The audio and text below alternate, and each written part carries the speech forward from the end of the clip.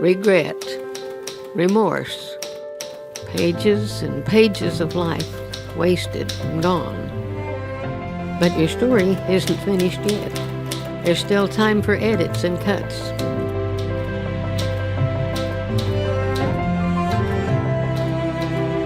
But before you start doing the right things, sometimes you need to stop doing the wrong things.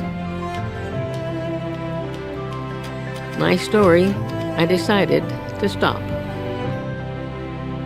First series, that first sermon rather, that every single one of us has a story. Our life tells a story, and the good news is that we've got portions of our story that we're very proud of. We've got portions of our story that we enjoy sharing. And sadly, we have portions of our story that we kind of like to omit and kind of leave out. We're not so proud of what's happened in those. And the reality is this morning that we cannot change what has already been written about our story. What has been written has been written. But the good news is that our future story is yet to be written. And in this series, we're talking about decisions that we make that will write our future story. And we agreed 2 weeks ago that the decisions that you make today determine the stories that you tell tomorrow. So today I want us to focus on the thought that we sort of addressed 3 or 4 weeks ago, I guess it's 3 weeks ago, when we decided that we were going to stop. And remember, we brought the paper shredder in and we did all those kind of things. And so today we're going to kind of go back a little bit and revisit that thought of stopping. In the Old Testament book of Exodus, there's a story there about Moses that many of you can relate to.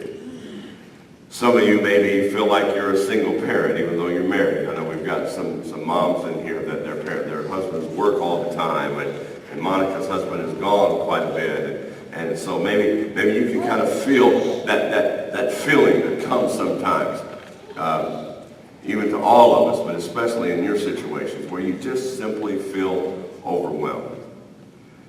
Those of you that have a draining job, you just can't get it all done, and you go home, and yet that's still haunting you. And as much as you try to leave it at the office, so to speak, it's still there. It's just draining you. And so maybe you could kind of relate to our friend Moses.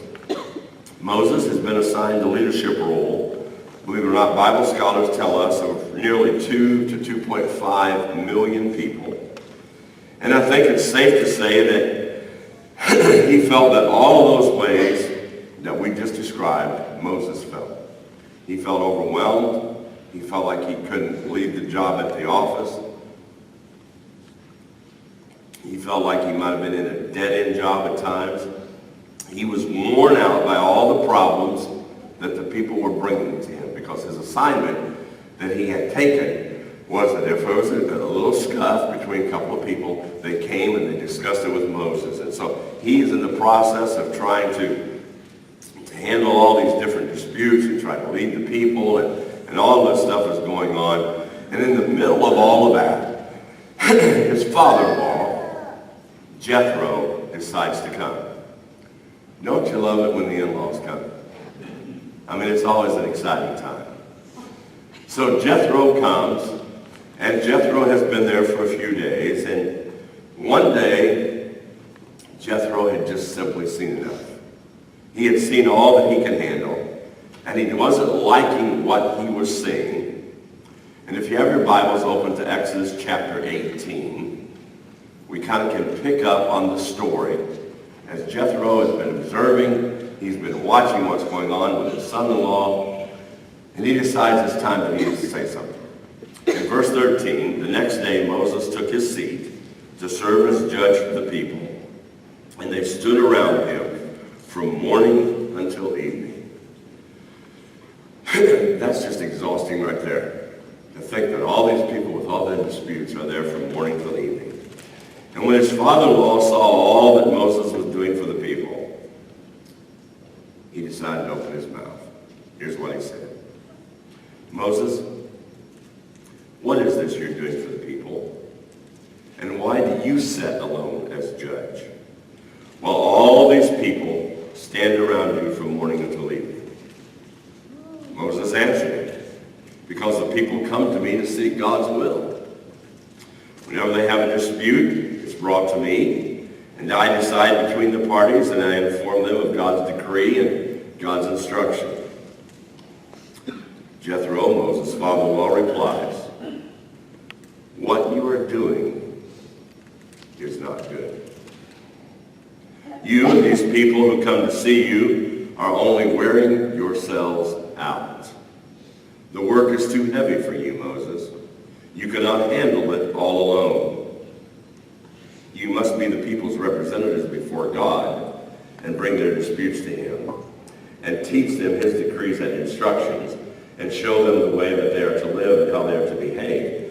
But Moses, select capable men from all the people, men who fear God, who are trustworthy, who hate dishonest gain, and appoint them as officials over thousands, over hundreds, over 50s and 10s. And then have them serve as judges for the people at all times, but have them bring every difficult case to you. The simple cases, they can decide for themselves. That will make your load lighter because they will share it with you. If you do this, and God so commands, you will be able to stand the strain, and all these people will go home satisfied." Now listen to this next verse before you form your opinion of your in-laws. Moses listened to his father-in-law and did everything he said. Here's what I want to do today. I want, like we did 2 weeks ago, to think of that one thing that you wrote down on your paper 3 weeks ago and you ran it to the shredder. Think of that one thing. As you're thinking, some of you said that you had a whole sheet. In fact, I saw some that had front and back side filled out. And all those things were shredded, and they were immediately taken to the dumpster. And so I don't know what they were you made them, but chances are, as you're sitting here this morning, God can kind of help you. Remember what you wrote down? Remember that one thing in particular above everything else that maybe you had a long list, but there was one thing on there. Some of us had really good intentions that day. And maybe you did good for a day or two. Maybe you did good through the first week of January. And maybe you had so many things on that list, however, that you wanted to discard and that you wanted to get rid of. But that one thing in particular kind of got lost in the shuffle. And in reality, as you sit here today, that one thing is still there in your life. That one thing that you determined that your intentions were, I'm going to stop. This is going to be out of my life. It's not going to be a part of me in 2016. Yet it's still there this morning, and it's haunting you. And the chapter that you're writing, the chapter that you continue to write, is not a good chapter. And like Jethro of old, God just may use this message this morning to say to you, what you're doing is not good. Whatever it is that is not contributing in a positive way to your story, whatever it is that was haunting you then and still haunts you this morning, whatever it is, here's what I want you to do this morning. Re-identify that one thing. Just think about it for a second. You remember what you wrote. Is it gone or is it still there? Are you taking the right steps in order to correct that situation and to rewrite that chapter of your life, or is it still haunting you every single day? You see, this morning, we're making a decision. And the decision that we're making is this. We are deciding to stop. And I apologize for my throat. And I have to have frequent water breaks, otherwise it's just going to go. And then I'll sound like Beth, who has no voice at all. And in reality, we haven't been in a shouting match at each other. You know, maybe Logan, but not each other. But let me share with you in your bulletin there a couple of reasons why we sincerely need to stop. Number one, if you're taking notes, is this. You don't know what you're missing if you don't stop. stop. You don't know what you're missing if you don't stop. Could it be possible that if you would just stop unnecessary spending, for example? Maybe that's something you wrote down. Maybe that's something that you ran through that shredder. And I am going to be more observatory, and I'm going to be more close with my money, and I'm going to be a Dave Ramsey, and I'm going to give every dollar a name. And could it be possible that if you stopped unnecessary spending, there would be money actually left over at the end of the month? You'll never know unless you stop. Could it be that your neighbors can actually become some of your best friends if you would just stop treating them so mean?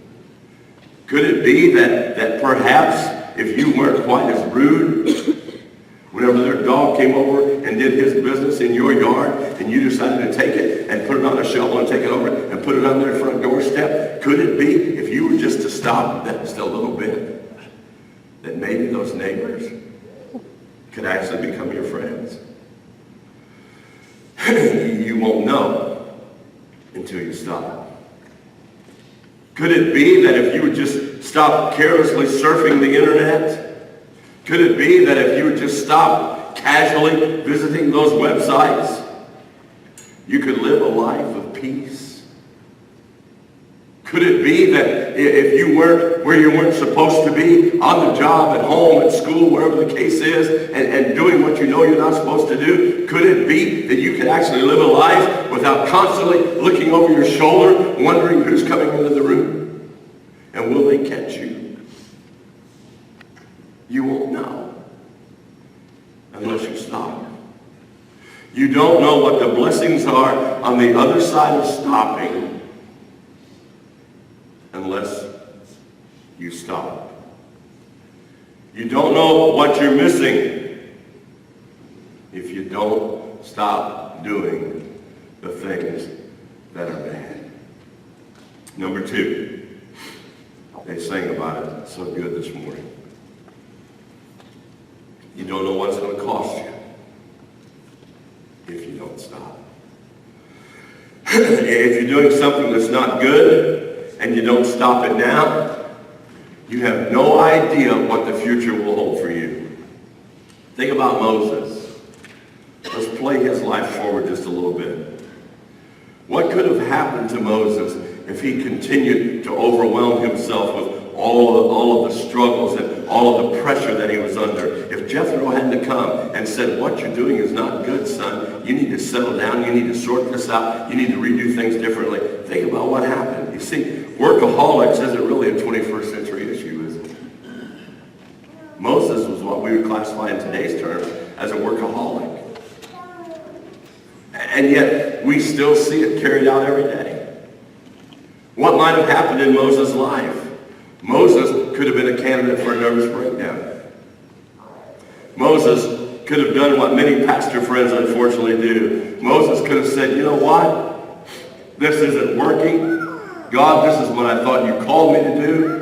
This is where I thought I was supposed to be. This is the group of people that I thought for sure that you called me to lead, but this isn't working. So guess what, God? I'm done with you. I see it happening all the time in the pastoral field. God, you put me on, you put this on me, and these people are just stupid. So I'm done. Forget the church.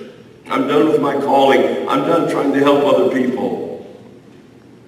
Moses could have walked away and said, it's just too much.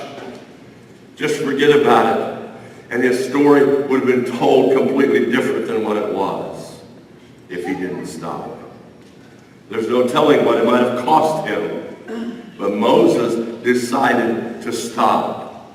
And this morning, sitting in these chairs are some people who have issues going on in your lives. And let me tell you something, what you're doing is not good. And unless you stop, it's going to cost you a lot more than what you think it's going to cost. So the question I have for you this morning is this. What's that one thing in your life that just simply needs to die?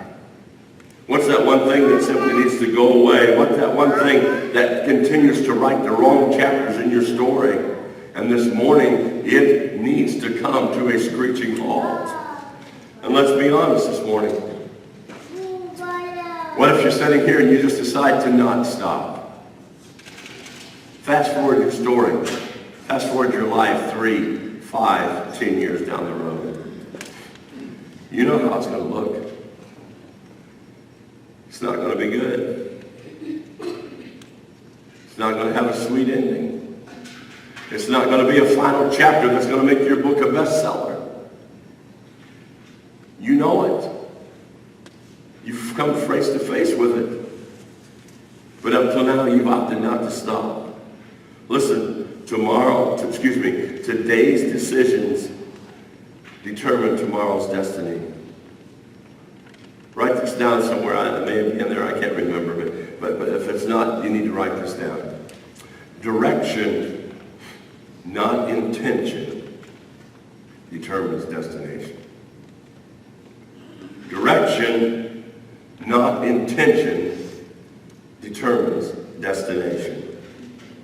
What's the direction your story's headed right now? Oh, I hear this all the time. But Pastor, I intended to do such and such. As far back as I can remember, my mommy, who's soon to be 88 years old, always said this to us boys. If I've heard it once, I've heard it 1,000 times. Duane, Ron, Denver, the road to hell is paved with good intentions. I heard that all the time. And I never really thought all that much about it as a kid. But it makes sense now that I'm an adult. The road to hell is paved with good intentions. You see, it's your direction, not your intention, that determines your destination. If we were to decide as a family, and on a day like today, this would be a great thing to do. If we were to decide, we're going to just say, we're going to blow off school this week, and we're headed to Florida. We're going to be with Ed and Pam. And we went out in this parking lot, and we turned right, and we went down to 37, and for whatever reason, I turned to my right instead of turning to my left. I could drive from now until midnight tonight, and I would not be headed towards Florida. I'd be heading in the opposite direction. My intentions were, we're going to Florida. But my direction is going to determine my destination. My good friend Steve Green, who passes over in Seymour, says it this way. We can enjoy the blessings of wise choices, or we can suffer the consequences of poor choices. The decision fully relies on us. Is the road that you're traveling today going to be the road that's going to take you where you want to be tomorrow? Is the road that you're on right now, is that the road that's taking you where you want to be 3, 5, 10 years from now? Or is there something that needs to stop? Keep on abusing your body. Just keep on. Where's that road going to take you? Play that story forward. What's going to happen? Keep on hanging with those wrong people. Teenagers, you're in school, you face it every single day. You see it a lot more than what we do, although now I'm in the school system, and so I'm seeing a little bit of it, and I'm sure Jerry and the rest of them can vouch for it. Maybe Jerry a little bit more than some of us because you've got the older sector, and then they go on to high school. You get involved in the wrong crowd. Where's it going to take you? What's it going to cost you? What chapter are you willing to write? It happens all the time. Can I tell you this morning? The drug addict never intended on becoming an addict. It was just a cool thing to do. It was just my friends, and we just decided that we'd just try it just one time. And once led to twice, and twice led to 3 times, and then 3 to 5, and 5 to 10. And finally, guess what? It wasn't their intention. But it's the direction.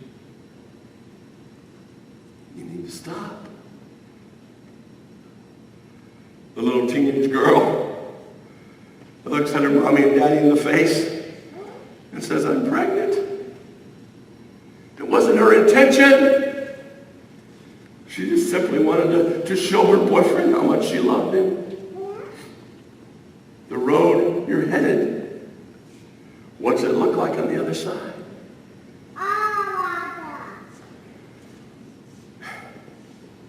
I hope it doesn't apply in here. I don't believe it does, but maybe you never know. You've seen it, I'm sure. It's in the paper. They got stopped. And they did the breathalyzer test. And they blew positive. 1 DUI. They don't stop. And it ends up with 1 night in jail. And then it ends up with getting in 1 fight. And it ends up with getting 1 chemical addiction into their marriage. And it ends up getting something else going on and something else going on. And pretty soon 1 DUI is 2, and 2 is 4, and 4 is 6, and 8 and 12. On and on and on it goes. And 1 night in jail becomes 1 weekend in jail, becomes 1 week in jail, becomes a typical jail habitual person. And that chemical addiction slides into their system, and it works and it works and it works. And then it makes its way into their marriage, and it destroys the marriage. After, play it forward. What is it in your life that needs to stop? Keep on following the path that you're on in your marriage. Keep on doing the things that you're doing. Keep on neglecting things we talked about 2 weeks ago that you need to start. Where's it going to end? Play your marriage forward 5 years. Play your marriage forward 10 years. What chapter are you writing? Affairs, unfaithfulness, broken hearts, divorce, maybe another divorce or another divorce. Keep overspending. Keep spending more than you're making. Play it forward. Where's it going to stop? And you're going to have to look at your son or your daughter or your grandchild that maybe you're responsible for and say, I'm sorry, but you can't play sports because I can't afford to pay for shoes. You can't play sports because I don't have the gas money to take you there. Play it forward. So the question is the same question that will be throughout this series. What does God want you to want? What does God want you to want in your life?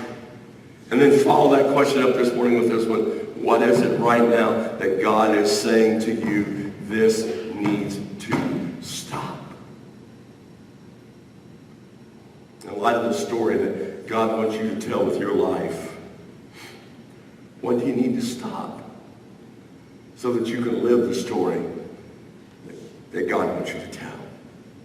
What decision to stop do you need to make today in order to tell the right story tomorrow? You see, there's a couple of ways to think about this. Externally and internally. Some of us need to stop things externally.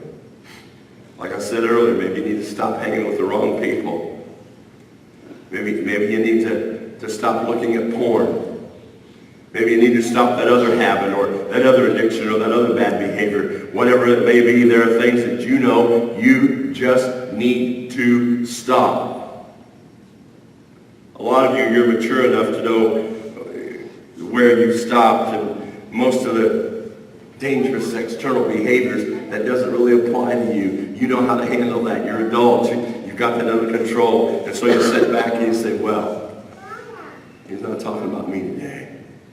I feel pretty good about this.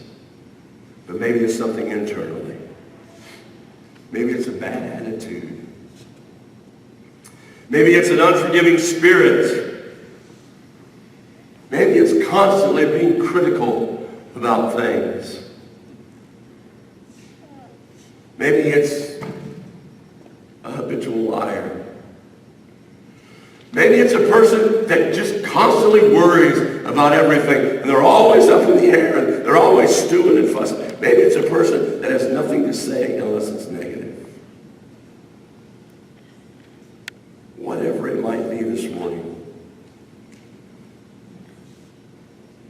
writing your story?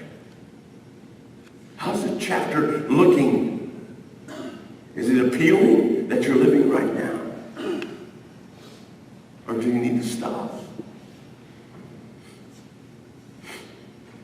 In light of the story that God wants me to tell, what do I need to stop? 2 weeks ago, I shared Hebrews 12:2, and I said that was going to kind of be a foundational verse for our series. But let me do this as one. Let me just back up to Hebrews 12:1. Listen to this.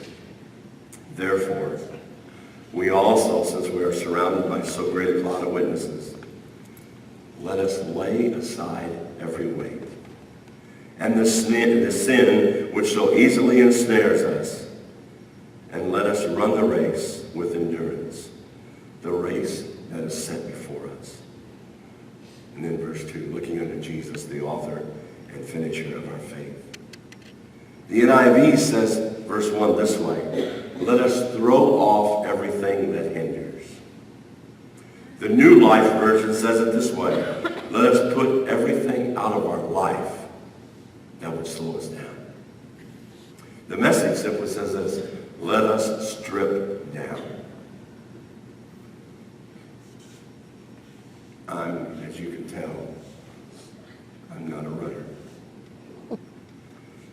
But I've been around some stuff. I actually got to pray for the 5K that they had in Judah. Now, that was a big blessing, you know. The first inaugural 5K that they ran at the Judah Festival, they asked me to come down and pray. So here comes Fat Boy, and he's coming down to pray. But here's what I noticed. It was a rainy morning that first year.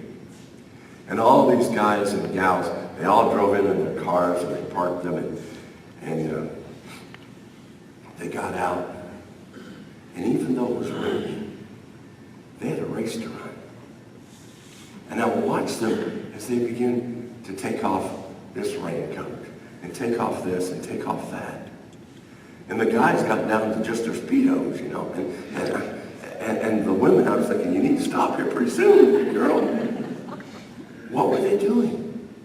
They were casting off everything that might slow them down.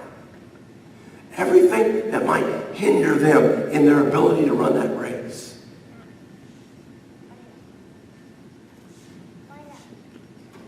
What is it in your life that hangs on? And maybe that's a good visual picture for you. Maybe you are a jogger. Maybe you are a runner.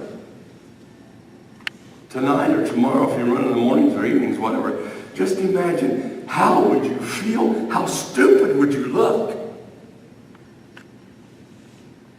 if you put on your boots and you put on your winter coat and you put on 4 or 5 layers of pants and then, just for kicks, you put on a backpack, and in that backpack you put 20 pounds of sugar, and you went out to start running.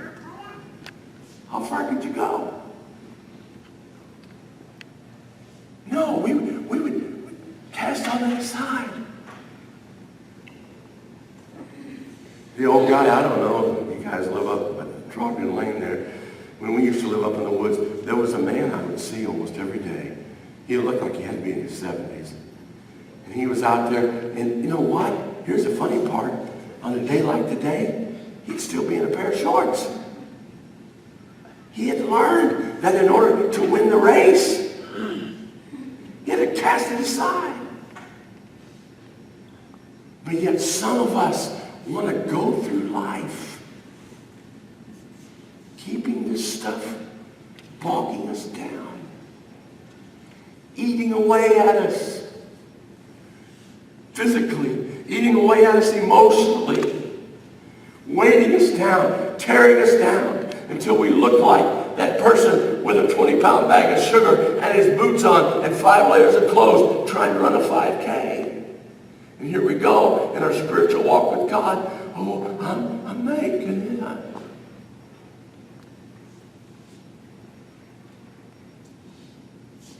If there's something in entangling your story, if there's something hindering your story and your relationship with God, this morning, as your pastor, I am begging you, will you please strongly consider stopping?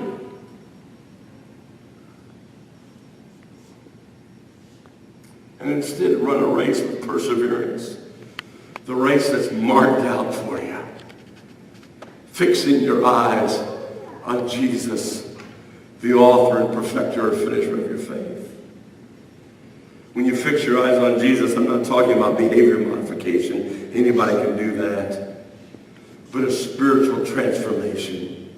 That you actually hear from God, and God says to you, son, daughter, this, what you're doing, is not good. It is hindering your story. It needs to stop, and you elect to stop.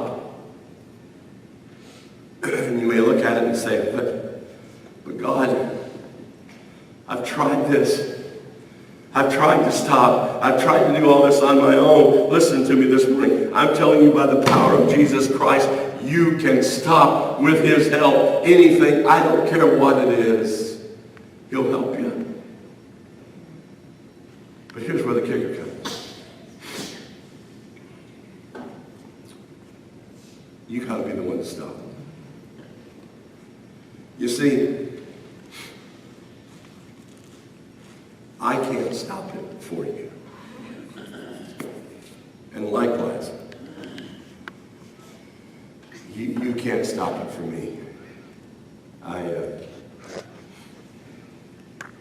As I shared with you, and I just kind of continue to share it to keep me accountable. Little did I know that Stanley Linda's daughter is the one that owns Healthy Balance. So I'm in there on my treadmill. This lady comes up to me and says, you didn't tell me you were the pastor. And I said, how do you know I'm the pastor? And she said, you didn't tell me that you were the pastor of my parents. It was your parents. And they told me. And I said, they're the best people in the world. So they are good people. But I say that to say this. I'm in walking the other day, and Mr. Johns comes in. Some of you know Amy that teaches here, her husband, the DNR guy or whatever he is. He comes in and gets in the treadmill beside me. And he's real nice to me the first couple of minutes. He's warming up. We're both walking at a clip of about 2.8, 2.9 miles an hour. I get over 3 miles an hour. I think the cop's going to pull me over, so I keep the speed down. You know? And all of a sudden, I look at Mr. Johns, and I hear those machines. It's such a pleasant sound, you know, that whine, whine, whine, whine, whine. And all of a sudden, I hear whine, whine, whine, whine, whine, whine, whine. And I look over there, and I mean, he's going at a full gear.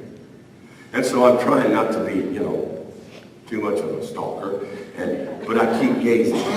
And I find myself going 3.0, 3.1, 3.2.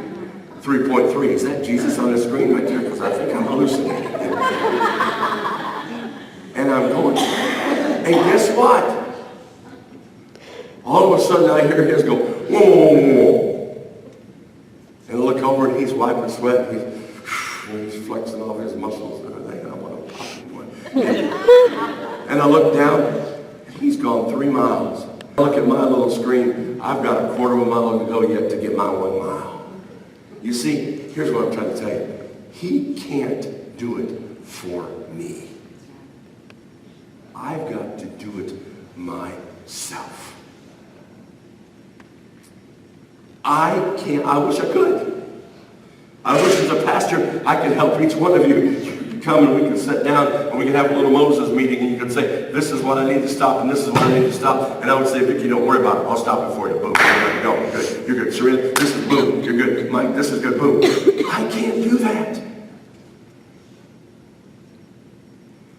Had someone in our house the other day, and we were talking about something in their life, and they finally come to the conclusion, and they were sincere as they possibly could be, and they said this, and just a light bulb came on for them. They said, you know what? I've got to be the one to stop, don't I? You do. But the same Spirit that raised Christ from the dead dwells within you. And by his power, whatever it is that he lays on your heart this morning to stop, he will help you stop. Why does it matter?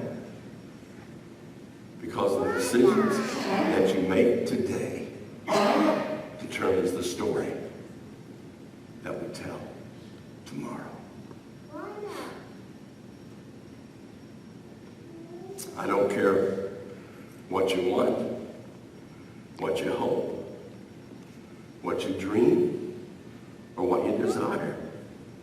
It's your direction and not your intention that will determine your destination. And this morning, if you're writing the wrong story, you need to stop.